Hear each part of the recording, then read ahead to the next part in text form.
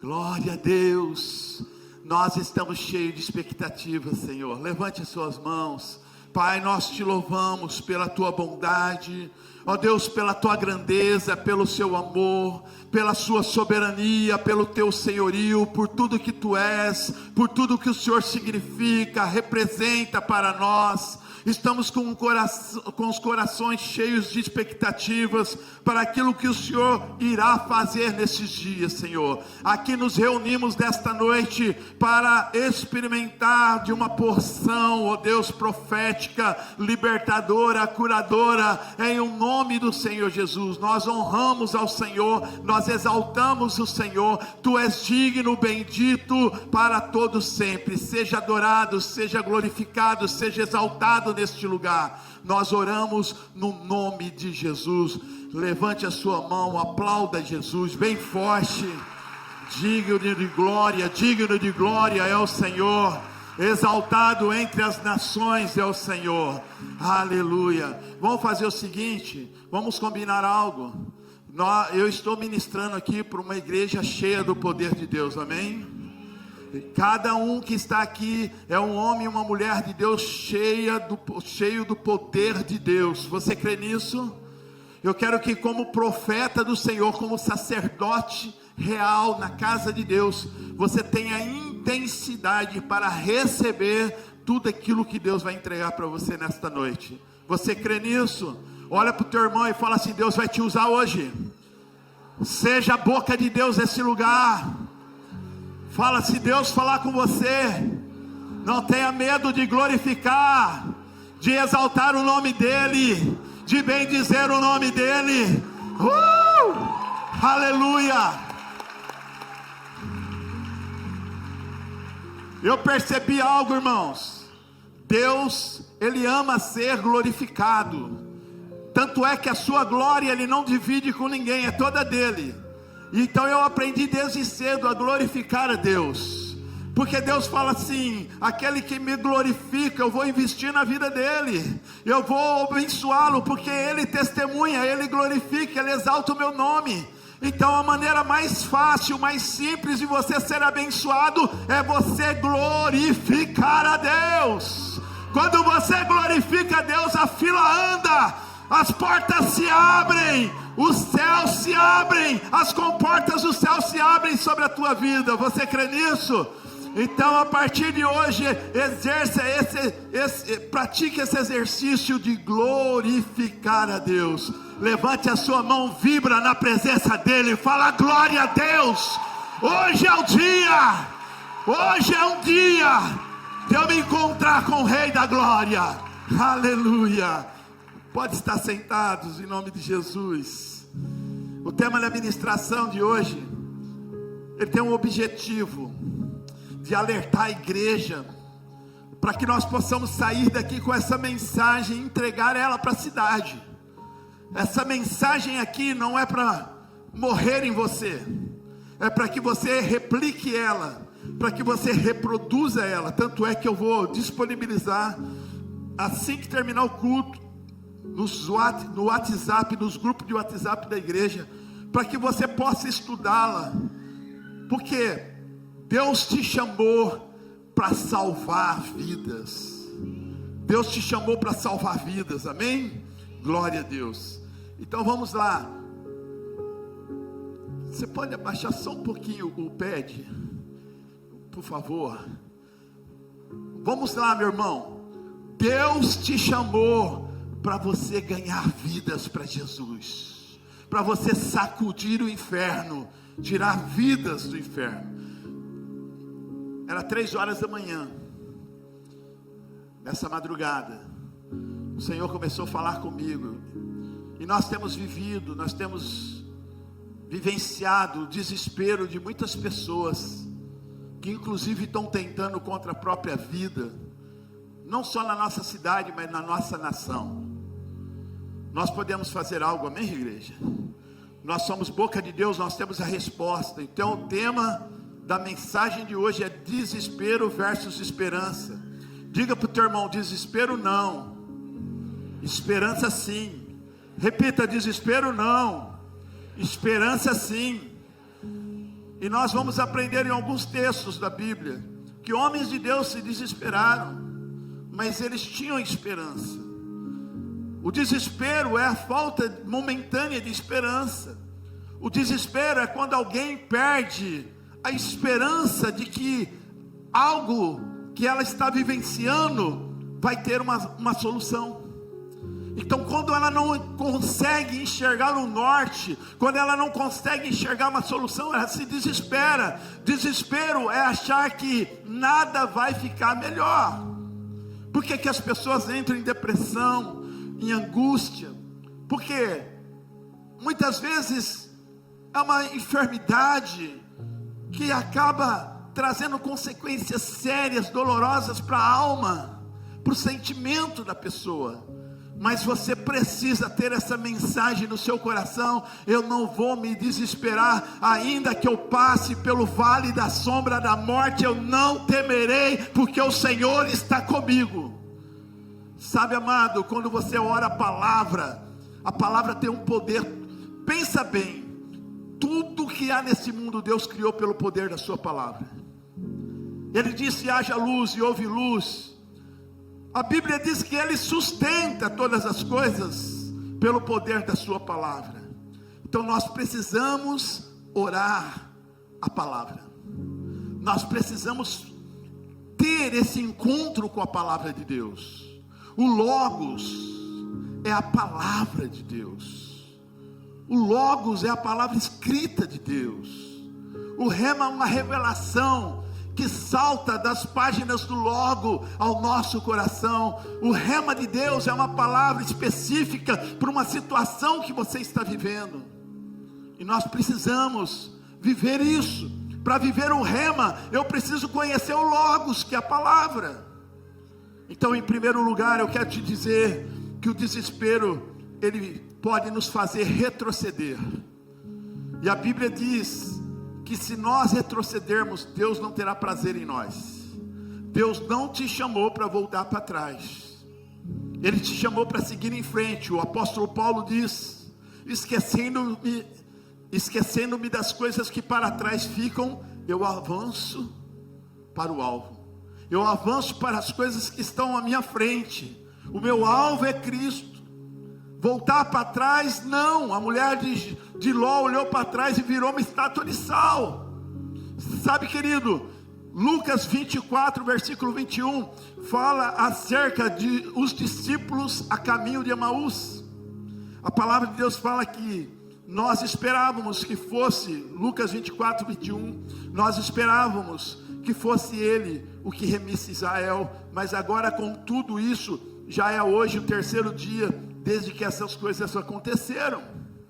Ou seja, eles eram discípulos, e eles disseram: nós esperávamos. Ou seja, perderam a esperança e voltaram para trás. Quem perde a esperança retrocede. Quem se desespera retrocede. Deus não chamou você para retroceder. Vamos para cima, irmão. Olha para o teu irmão e fala assim: vamos para cima, vamos em frente, não é para trás. Então, o desespero nos faz retroceder. Eram discípulos, não eram qualquer pessoa. Jesus falou: ao terceiro dia ele iria ressuscitar, e ainda era o terceiro dia. O terceiro dia não havia terminado, mas eles já estavam voltando para Emaús.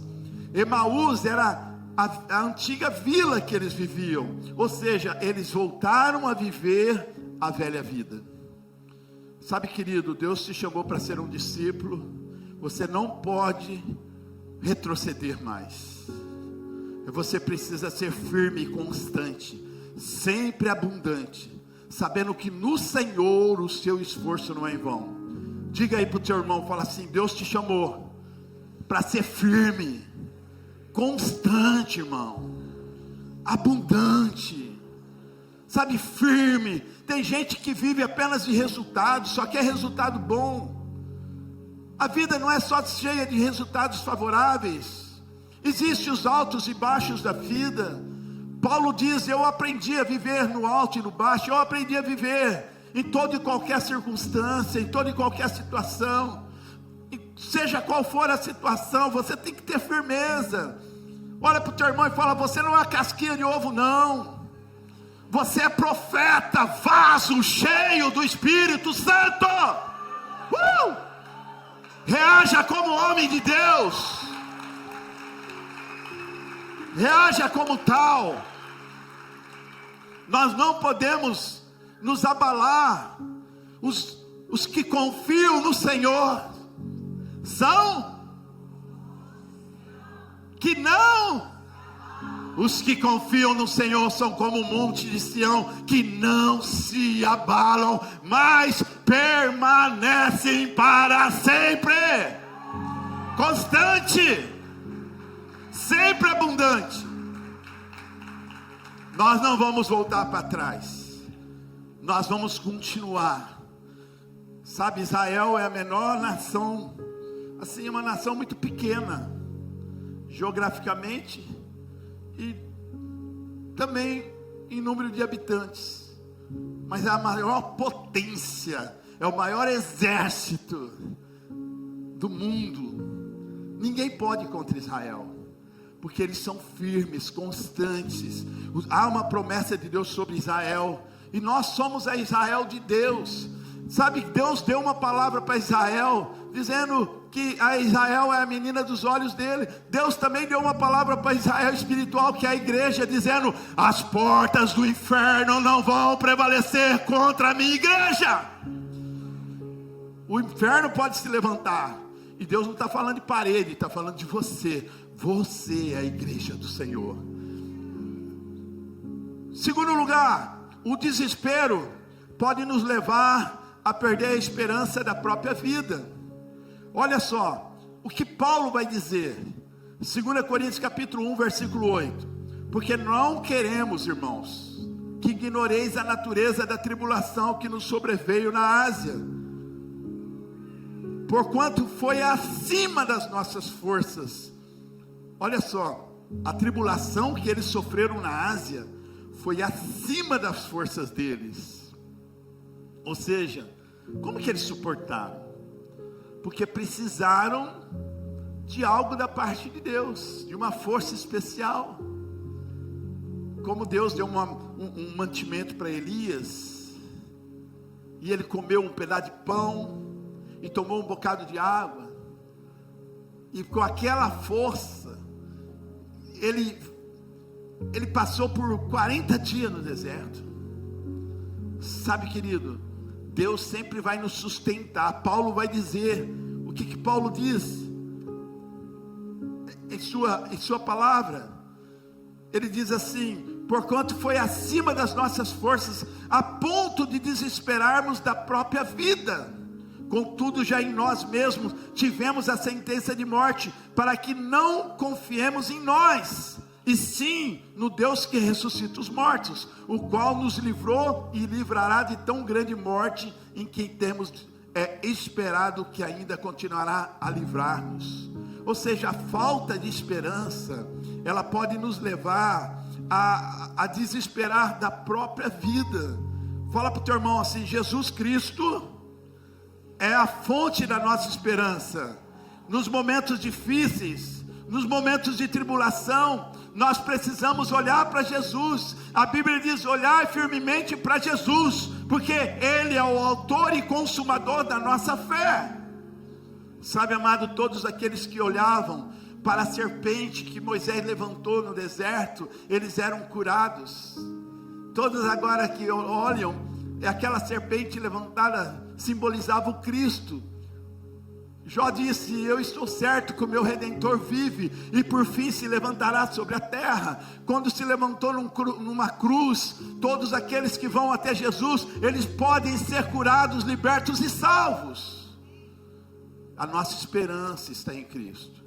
Paulo, ele diz o seguinte: nós chegamos quase a ponto de nos desesperar da própria vida, contudo em nós mesmos tivemos a sentença de morte, para que não confiemos em nós, e sim no Deus que ressuscita os mortos.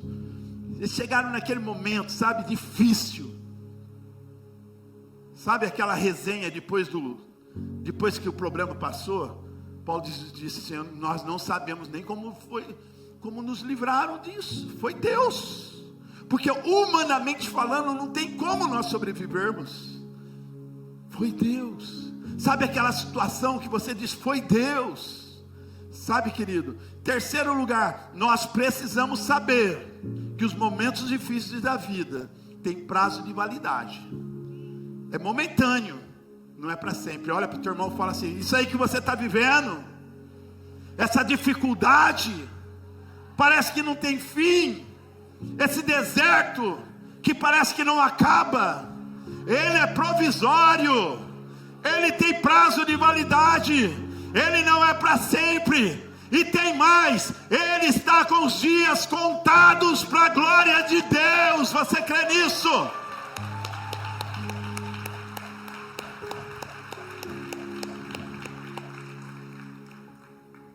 Quando Deus te leva para o deserto, Ele te sustenta. O deserto é um momento de prova, não é moradia. Tem gente que parece que gosta do deserto. Amado, deserto é terrível. O momento de deserto é só passageiro. A Páscoa é passagem. Eles passaram, sabe, pelo deserto. O anjo destruidor passou ali, viu o sangue nas vergas das portas e disse, aqui não, estão marcados, protegidos. Nós precisamos entender. Olha o que Paulo vai falar sobre a tribulação. Em 2 Coríntios capítulo 4, 8, diz assim, em tudo somos atribulados. Paulo está dizendo que em tudo era atribulado. O que é atribulado? Atribulado é aquele que passa por um momento de tribulação, sabe, de lutas constantes.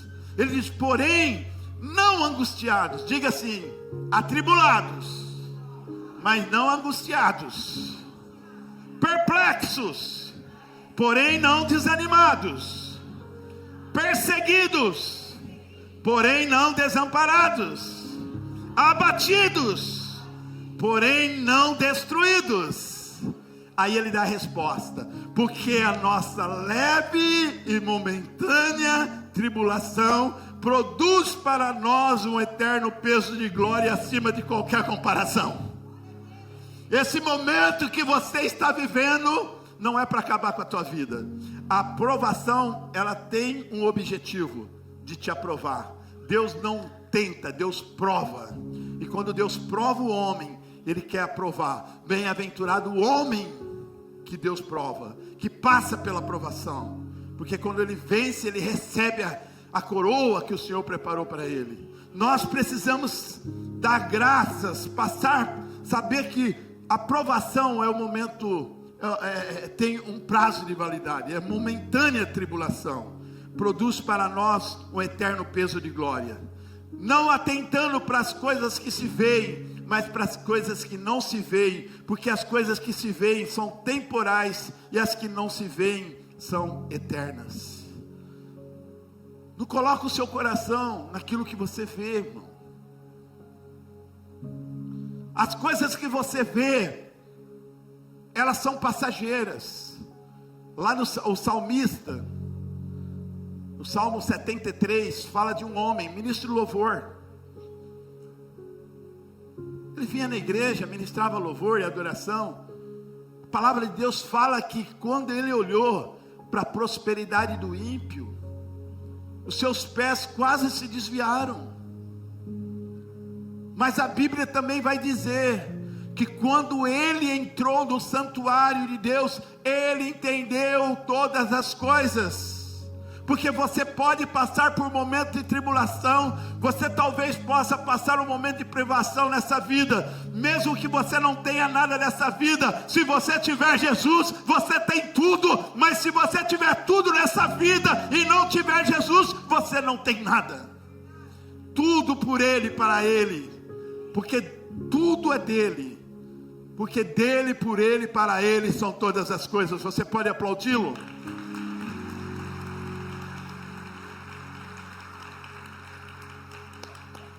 Repita comigo: a tribulação é só um momento. Calma, ela termina. Eu gosto muito desse versículo, Salmo 30, versículo 5, a parte B. Gosto muito dele. Quem já não chorou na presença de Deus? Quantos aqui já choraram? Choraram às vezes por momentos difíceis. A notícia ruim chega sem pré-aviso, né? A Bíblia diz para a gente estar revestido de toda a armadura de Deus, para que possais suportar o dia mau. O dia mau chega. O dia mau chega sem pré-aviso. Mas o salmista, no Salmo 30, versículo 5, a parte B, diz assim: o choro pode durar uma noite, mas a alegria vem pela manhã. O choro pode durar uma noite inteira, mas a alegria virá no amanhecer. Você pode tomar posse dessa palavra? Olha para o teu irmão e seja a boca de Deus. Fala: o choro pode durar uma noite toda, mas a alegria, ela virá. Pode ter certeza que ela virá no amanhecer. Fiel é aquele que fez a promessa.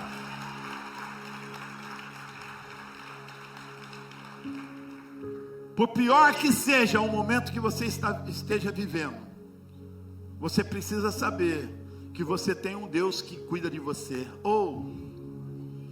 Ele é fiel. Ele diz assim: não vos deixarei órfãos. Você não é um barco à deriva. Você é um barquinho de Jesus. Permita que Ele encontre o seu barco disponível. Que você abra o seu coração nesta noite e fala: Jesus, governa minha vida. Às vezes a gente perde a esperança porque queremos ditar o ritmo da nossa vida com a força do nosso braço. E a gente não entende, a gente fica com medo. Jesus falou para Pedro: venha Pedro, sou eu. Pedro sai do barco, sai caminhando sobre as águas. Enquanto ele olhava para Jesus, ele andava sobre as águas. Mas quando ele olhou para o vento contrário, ele afundou. Se você olhar firmemente para Jesus, o teu barco não afunda. A Bíblia diz sobre o homem prudente. O homem prudente é aquele que ouve a palavra e pratica, aquele que consolida, que edifica a sua casa sobre uma rocha. Quando dá os ventos contrários contra aquela casa, ela não é derribada, porque ela tem uma estrutura sólida, ela está firmada sobre uma rocha. Qual é o tipo de material que você tem construído a sua família? Sabe, nós precisamos edificar a nossa casa sobre a rocha que é Jesus. Jesus é a palavra viva, e nós precisamos olhar para a palavra. Quarto, você precisa, no momento de angústia, você precisa trazer o Logos, o rema de Deus para a tua vida. A Bíblia diz: traga à memória aquilo que te dá esperança. Sabe, querido, a gente precisa, neste momento, a gente precisa de gente que vai nos lembrar da bênção de Deus, da bondade de Deus. Certamente que a bondade de Deus, certamente que a misericórdia de Deus nos seguirão todos os dias da nossa vida. É importante que no momento de angústia, no momento de dificuldade, no momento que a notícia ruim chega, você esteja firmado em Jesus, trazendo à memória aquilo que te dá esperança. E o que te dá esperança é a palavra, é o Espírito, é Cristo, é Deus. Ele te dá esperança. Lamentações de Jeremias, capítulo 3, 21, diz assim: quero trazer à memória aquilo que me dá esperança. Lamentações 3:5 diz: bom é o Senhor para os que esperam por Ele, para a alma que o busca. Deus é bom, irmãos. Nós precisamos trazer a esperança. Você precisa se lembrar das coisas que Deus já fez na sua vida. Você precisa se lembrar que Deus é bom. Você precisa se lembrar que você não é o único que está passando por lutas. E Deus sustenta tudo pelo poder da sua palavra. Eu nunca contei, mas dizem que na Bíblia 365 vezes a pronúncia da palavra não temas. Então seriam não temas para cada dia do ano. Aleluia. Olha para o teu irmão e fala: Deus manda te dizer, não temas. Aleluia. Quantas pessoas querem ser profetas de Deus e ficam dando profetadas, né, irmãos? Quer ser profeta? Profetiza a palavra, meu irmão. Olha para o teu irmão e fala assim: eu vou ser profeta hoje na tua vida.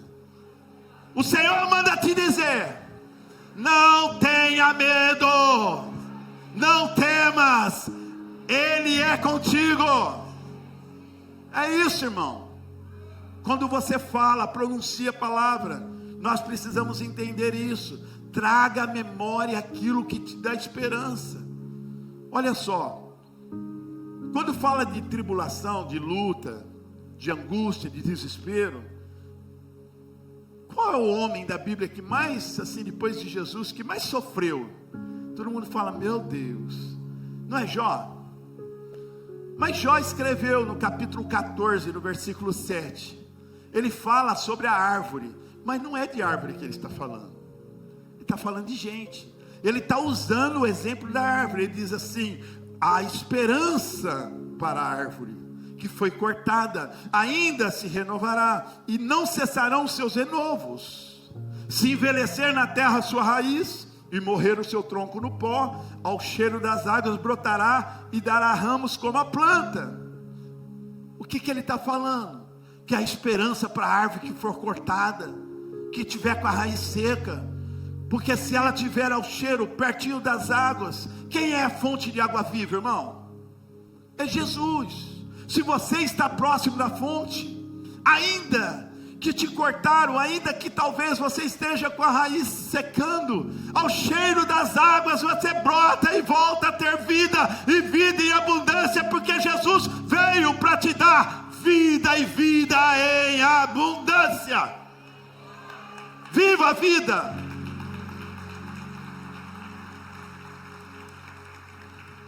A Bíblia diz que Deus nos ungiu com óleo de alegria. Você conhece irmão que está sempre sorrindo? Você pergunta que se está difícil: ô irmão, está tudo bem? Ele está passando a maior luta, e ele fala: tudo bem, glória a Deus, louvado seja o nome de Jesus, irmão.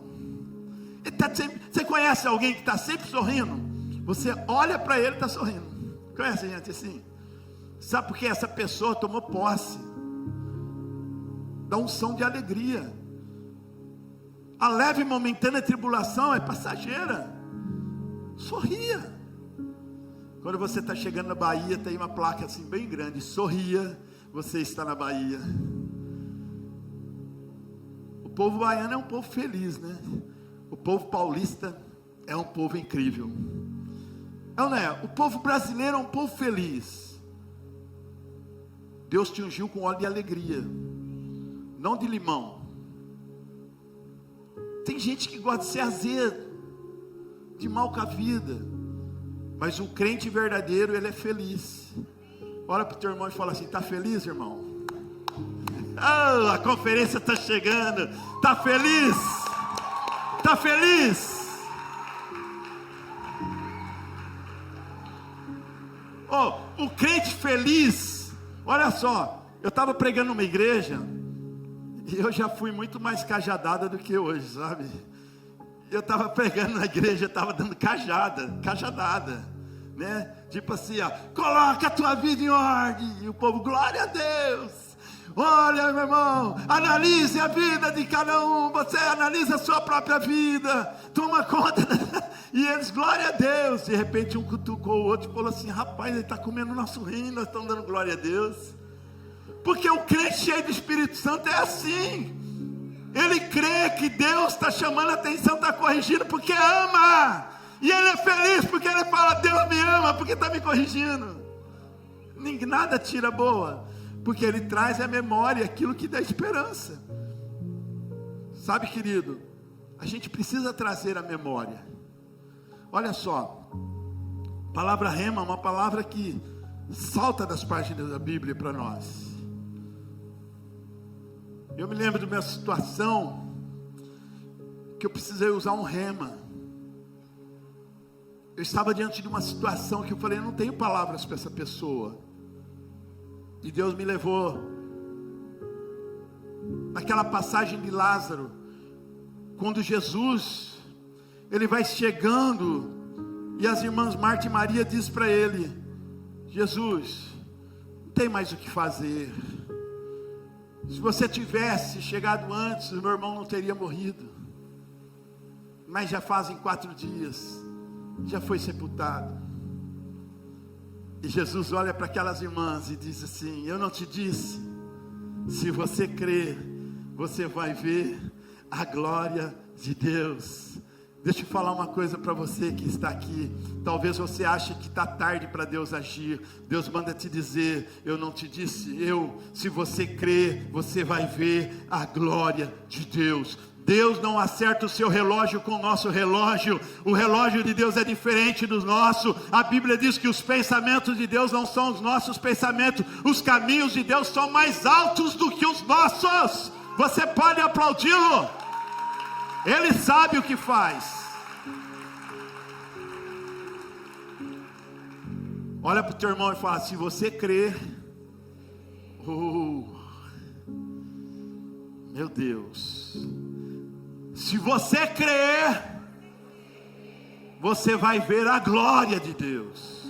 O impossível se torna possível.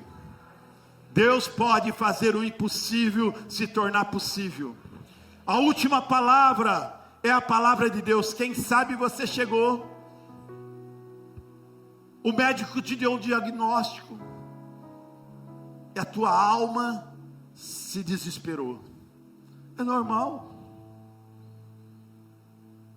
Todo mundo um dia, até Paulo se desesperou. Mas quando você traz a memória, o médico fala assim: olha, não tem mais jeito, agora é só Deus. Quem não desespera? Mas você vai trazer a memória: tudo é possível ao que crê. A última palavra é dele. Se só Ele pode agir a meu favor, a Bíblia diz: operando o Senhor, quem impedirá? Meu Deus, agora é a hora do Senhor agir. Até os médicos disseram: não tem mais o que fazer, é só o Senhor. Eu quero testemunhar da grandeza de Deus. Eu quero dizer que o Senhor é Deus. Eu quero cantar para todo mundo. Eu quero contar para todo mundo que o Senhor Jesus me curou, que não tinha ninguém nesse mundo capaz de me curar, mas Deus operou ao meu favor. Deus ouviu a minha oração, Deus ouviu o meu choro. O choro durou a noite, mas a alegria chegou. Aleluia, aleluia, louvado seja o nome de Jesus. A Bíblia diz: Cristo é a esperança, Ele é a nossa esperança. Dizem que a esperança é a última que morre, mas não está certo isso não. Se a esperança morresse, ela não seria esperança, porque a esperança não é a última que morre, não. A esperança não morre. Ninguém mata a esperança é Cristo. Ela morreu, mas ao terceiro dia ela ressuscitou. Cristo, aleluia.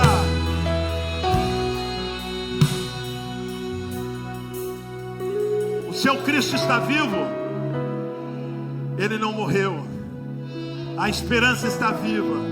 Não importa o momento que você esteja passando, eu quero te dizer: há esperança para você, há esperança para a árvore. Sabe, querido, nós somos frutos de nossas escolhas. Repita comigo, diz: nós somos frutos de nossas escolhas e de nossas decisões. Hoje é uma noite para você tomar posse, sair daqui, tomar uma decisão por Cristo. Eu já falei isso aqui uma vez, eu quero falar de novo. Sabe, querido, o meu pai, ele não conhecia nada da palavra de Deus. Mas ele era um homem sábio, porque um dia eu me desesperei. Eu estava aqui nesse vale do desespero, e ele disse para mim: filho, por que você está tão desesperado? Você não sabe que a vida é como uma roda gigante? Tem hora que você vai estar aqui embaixo, e quando você está aqui embaixo, ninguém olha para você. Todo mundo que chega na roda gigante olha para o alto. Você nem notado, mas sem que você perceba, Deus gira essa roda, e aquele que estava embaixo vai lá para cima. O difícil não é você aprender a estar embaixo, difícil é você aprender a estar lá em cima. Quando você chegar lá em cima, não esqueça daqueles que agora estão lá embaixo precisando de você. Deus está falando que Ele vai girar a roda na vida de alguém aqui hoje. Você não entendeu? Deus está girando a roda. Até hoje você estava por baixo. Deus manda te dizer: Ele te escolheu por cabeça e não por cauda. Ele te escolheu por cabeça e não por cauda. Oh, eu bem sei os planos que tenho para vós, diz o Senhor. São planos de paz e não de mal, para vos dar um futuro e uma esperança. O teu deserto acaba hoje. Você crê nisso? O teu deserto acaba hoje. Você pode ficar em pé. Diga: o meu deserto acaba hoje. Que bom que você chegou até o final desse vídeo. Tenho certeza que essa palavra muito te edificou. Agora, deixamos aqui 2 sugestões para você assistir e que com certeza vai impactar a sua vida.